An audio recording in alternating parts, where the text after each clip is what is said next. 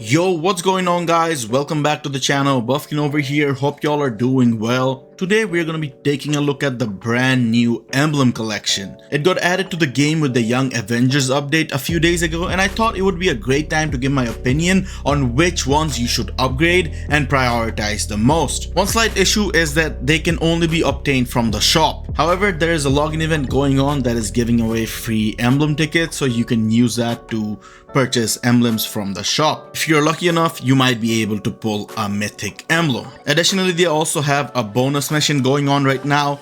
If you do end up gambling for emblems, you get more rewards.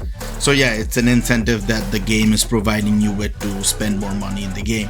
But yeah, you get some decent rewards, mythic emblem selector. Both of the new mythic emblems are included in that selector, but yeah, you still need to spend a lot of crystals to be actually able to obtain the selector. But yeah, with that being said, let's take a look at the actual Emblem Collection itself. As you can see, you get some decent rewards as you progress. Potential tickets, advancement tickets, artifacts, P-cards, CTPs, etc. They are added incentive to make some progress. We also can't forget the collection reward slot that gives you free materials daily. From this one you can get tier 2, tier 3 materials and also some life seed as the tier 4 material. And finally, the most important part is the stats each emblem provides to your characters. And for that reason, I'm going to be going over each of these emblems to discuss their value, as they cost a lot of gold to upgrade, so you can prioritize which emblems to focus on first. Some of the stats these emblems provide are not as useful in Alliance Battle, and some of them can be considered underrated. So yeah, without further ado, let's get started. The first emblem that we have in our hands is the Betty Ross emblem. It provides additional dodge rate. Now for Alliance Battle, I don't think dodge rate is that important unless you're using a character with a rate CTP and you don't have their dodge already capped. It's not that significant either way, so yeah, I would put it at like a medium-low priority. And not to mention, you can always cap out your dodge rate through other means of your character's build. So yeah, taking that into consideration, it is not worth upgrading this emblem. Following that, we have the Red She-Hulk emblem for Betty Ross again. This one gives you an increase in lightning damage. This one is actually pretty good given one of the most meta characters in Alliance Battle, Storm, is a lightning damage character. However, given it's basically just one character that you would be upgrading it for, I would put it at like medium priority. You should definitely prioritize emblems that cover more characters first before upgrading emblems such as this. After that, we have Thaddeus Ross. This one improves your energy defense. I think this one's pointless in Alliance Battle, so yeah, this one would go in like absolute low tier, low priority. I would not upgrade this unless I have the intention of maxing out the collection. Following that, we have Red Hulk version of Thaddeus Ross. This emblem provides you with ignore target's dodge rate, and some of you guys might be surprised, but ignore dodge is actually very good for Alliance Battle Extreme. I've done some testing with Hela in ABX as a support and got some decent results. So from that, I would say this is like a medium priority emblem, given it only covers Alliance Battle Extreme. Next, we have the Emblem emblem. This one, as you can see, I have already upgraded it a little bit since it provides additional flame damage. My best Alliance Battle character is Mephisto, so it made sense to me, and also I don't have that many other good emblems from this collection. There are a few big names in Alliance Battle that deal flame damage, as we already talked about: Mephisto, Ghost Rider, Jean Grey, and Ghost Rider holds good value as a striker as well. That's why I would rank this emblem in the middle of high and medium priority. Now swiftly moving on to the next emblem, we have the Amaris Cho emblem. Like one of the emblems we already covered, it's a ignore dodge emblem in a lower quality. So depending on your advancement materials, you can focus on either of them, and yeah, it falls again in the medium priority. Following that, we have the Jennifer Walters emblem. This one gives all basic defense. This one's not worth it. It goes in the low priority for Alliance Battle. Next, we have Scar. This is a very good emblem only if you have Luna Snow. It gives you additional cold damage, and the only character that does cold damage that comes to my mind is Luna Snow. So if you do have her, I would put this emblem at medium priority, because just like the lightning damage emblem, you're only using it to boost one character. However, assuming it's not accessible to a lot of you guys, I would rank this emblem at low priority. There is no point upgrading an emblem that provides buffs that you can't utilize. Subsequently, we have the Hirokala emblem.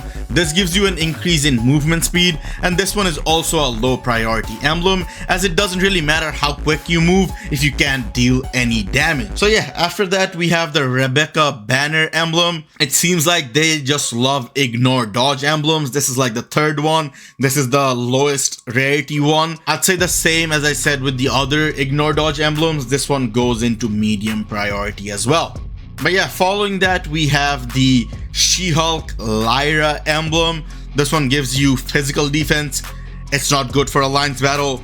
You can skip this one until you want to max out your collection. Another one in that same category, you have Tundra. This emblem increases your recovery rate, and it's pretty pointless as it's not gonna affect your scores in alliance battle. So yeah, this one is a very low tier, low priority emblem I would skip. Next we have the Bruce Banner emblem that provides all resist. It's a little usable for some characters, but it's not that significant, so I would definitely rank this one in the low priority as well. Right after that we have one of the best emblems from this collection, Bruce Banner Green Scar. Unlike the other emblems, the boosts from this emblem is universal, meaning it affects every game mode, not just alliance battle. But being a mythic emblem, it's extremely rare to obtain and even harder to level up, let alone max out. Definitely a high priority emblem if you do get your hands on it. However, the question is more like, how much are you willing to spend to obtain this emblem? But yeah, moving forward, we have the Mr. Fix-It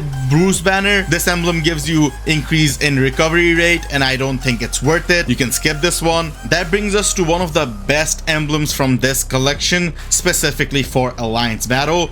Increase basic damage dealt to boss types, and given you fight bosses in alliance battle, this is without a doubt a high priority emblem, arguably the best, taking out the mythic emblems from the conversation. If I had this emblem myself, I would have definitely focused on maxing it out first before moving on to any other emblems. Following that we have the Red Harpy emblem. This is a defensive emblem, so I don't think it is worth it for alliance battle. You can put it in low priority as it won't necessarily improve your score. Right after that we have the Abomination emblem, the second mythic emblem from this collection. I'll say the same as I said for the other mythic emblem. High priority only if you have it.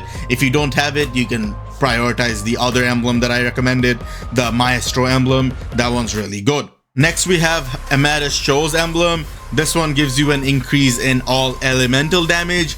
This one I think is very good, given almost half of the meta alliance battle characters are elemental damage characters. So yeah, I would definitely prioritize this emblem at like high or like high medium, given what characters you have built. It is a legendary rarity emblem, so yeah, keep that in mind before upgrading it. But on that same note, we have another legendary emblem, She-Hulk Jennifer Walters. This one gives you an increase of physical attack, same as the previous emblem. I would also put this one at like high medium or high priority, because a lot of the characters, almost 50% of the characters who are meta in alliance battle, are physical attack characters. So yeah, a very good emblem to upgrade if you already have it. Moving forward, we have the Leader's emblem. This one gives you an increase in mind damage, and the only character that comes to my mind that is going to be affected from this emblem is Scarlet Witch. Even though she qualifies for like 5 or 6 restrictions, I still have to put this emblem at medium priority since it only affects one character. Right after that, we have the Kyra emblem. This one gives you energy attack, and for obvious reasons, this one is one of the best emblems. Unlike the legendary physical attack emblem,